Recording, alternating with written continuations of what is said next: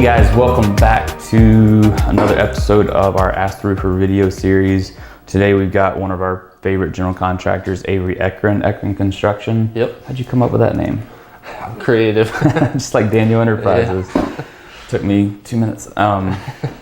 So wanted to talk a little bit today, and we covered this, and you're good friends with Mike Claudio. He was on before he worked with us, and talked a little bit in season 1 about the difference in using Frank and his Ford pickup with a 4-foot ladder down the road to do your remodel versus using a licensed, experienced contractor that's got references and got more than 1 or 2 jobs under his belt over a weekend. What are some major points? Why is it important, or why is it beneficial to use an experienced licensed contractor over 2 guys in a truck? Right. Yeah, I mean, probably the biggest thing is just, the course, the levels of recourse a homeowner has working with a licensed, established business versus just a handyman or, your uncle. Well, you got a contract that you sign that's legally binding.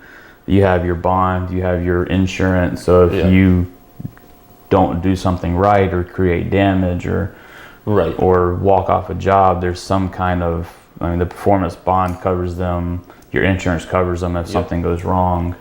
So versus somebody who may not have those things, or may have those things in smaller dollar amount quantities. Right. If you're in a remodel and you flood a house, it's not going to be a $5,000 fix. It's going to be substantial. So not that you would ever flood a house, but if you hired 2 random guys, if you hired 2 random guys down the road and they may flood it and be like, oh crap, and leave and be like, oh yeah, it wasn't us. So there's recourse there, and you've told me about this before. North Carolina actually has a fund that covers the homeowners recovery fund. The homeowners recovery fund, Yeah, so it's part of our licensing fees that we pay every year to the state. A portion of that goes to just a fund or an endowment for if a homeowner does hire a licensed contractor and has an issue, on top of suing them in court and everything, they can go to the state board of general contractors and be compensated either in part or in full for any damages that I would cause or another contractor would cause. So there's even an additional layer of protection. Exactly. Kudos to North Carolina for that. To protect the homeowners. Right. Because you are licensed and you did go through the courses, and there is accountability there. Right, and that's the accountability that's the big thing. Nice. What would you speak to, like, experience wise, using an established contractor over your buddy that's going to do it over the weekend? Yeah, experience wise, we've done several of these projects, so we know the issues that are going to come up. We know the order of things, and things tend to run pretty smoothly with us in the orders that they should. And you've probably got a whole portfolio or Rolodex, if you're back a few years, of subcontractors that you've not only used once or twice, but used over a long period of time. You vetted them out. Right.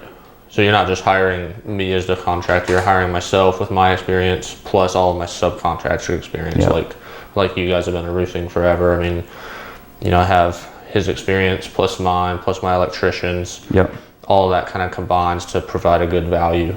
And you don't have, we've been in this industry just in this company for almost 11 years now. Right.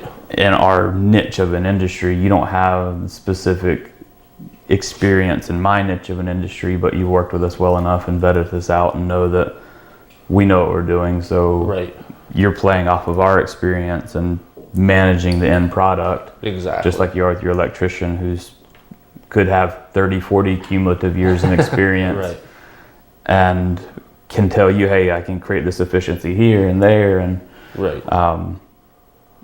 make that project go seamlessly. Because with scheduling, if you have somebody no-show or a mistake, as tight as you run a schedule, that can take it 2 to 3 weeks to recover from it. So the big question, the main reason people will go, hey, let me use my neighbor, or let me use this guy that I sit next to in church because he says he can do it, is money. Right. Or the illusion of, hey, I'm going to save tons of money. What do you think of that? Yeah, I mean, they're definitely, some of those guys don't have the overhead that we handle and the experience, and a lot of them don't even understand the total cost of what they're doing. Yep. So they may quote you surprises. Yeah, they may quote you $500, but it may end up being 4 times that or more. Yep. Because they don't know what they're doing. And they get started, and then you're kind of stuck because they're like, oh, I didn't realize this. It's going to be this much more. Yeah, right. So the other thing is, you know, darn, I'm blanking. Well, I mean, too, with that, and this goes back to the planning, you got the experience to say, here's all the stuff you should think about. Right. Here's a contingency of, hey, we may find this, we may find that. Just like when we're doing a roof or siding, we see it more on siding where you have structural wood rot. Right. When we're going in, you can't ever see all of that. Exactly. There's telltale signs that you can, like, hey, I think you're going to have this and this. Mm-hmm. But we'll let them know. We always quote to not have change orders. Right. Because I can't stand change orders. Because you can't budget for them. Right. But when there is some unknowns, it's like, hey, budget a contingency of X amount of dollars. We're not putting it in the quote, but if we find XYZ, it may cost more money. Right. And then if it does come up, it's not a surprise and it doesn't. Total shock. Yeah, it doesn't wreck your budget either. Right. So having that, and your overhead that you're talking about goes back to the first point of. Right. I paid for the license and the insurance and the bonds and it's all of that goes into running a business it's versus overhead that protects the homeowner. It's not just, hey, you've got a Ferrari on your company on your company auto insurance, and that's the overhead. Right. So even in the perceived upfront savings, there could be going to be changes, and that cost will get inflated. Right. And the cost of it being done incorrectly, or having to fix it, or the guy walking off because he gets in over his head. Yep. Exactly. You're never at risk with a company like yours having any of those things happen, because if you walk off a job like that, North Carolina's coming after you. Like, hey, let me have that license back. Exactly. So yeah, there's perceived savings, and as a homeowner, I've made this mistake before. I mean, as a homeowner and as a construction company owner, I should have known better. But I've had people, you have guys, hey. Even inside my company, I've got a guy that used to be an electrician who's like, hey, come, do this project for me. I need a new circuit for my septic tank. Yep. Had him come do it on a weekend and had to manage every moment of his time Right. and back check to make sure it was done right, because there's absolutely no recourse. If he did something wrong and my house burnt down, that's on me. Yeah. Right. Versus I could have spent just a little bit more money and hired an electrician to do it, and not even had to be there to make sure it got done. Right. So there's a lot to be said for having someone who's does this day in, day out, and that's their field of expertise. Yep, totally agree. So security, efficiency, and not really that much of a cost difference if you look at the long term. If you look at the long term, exactly. Yep. And the risk to value ratio. To me, it doesn't equate, but. Yep.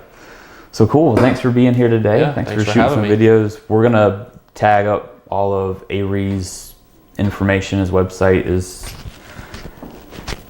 Facebook, his Instagram, company number, all that kind of stuff. So if you have general contracting needs, feel free to give him a call. Actually, please do give him a call. And we'll see you guys on the next one. Thanks for watching this episode. Give it a like. Let us know what you thought in the comments down there. Share it if you feel so inclined. If you really like it, go to our page under follow, click see first. That way you never miss a video. See it as soon as it comes out. And we'll see you on the next episode.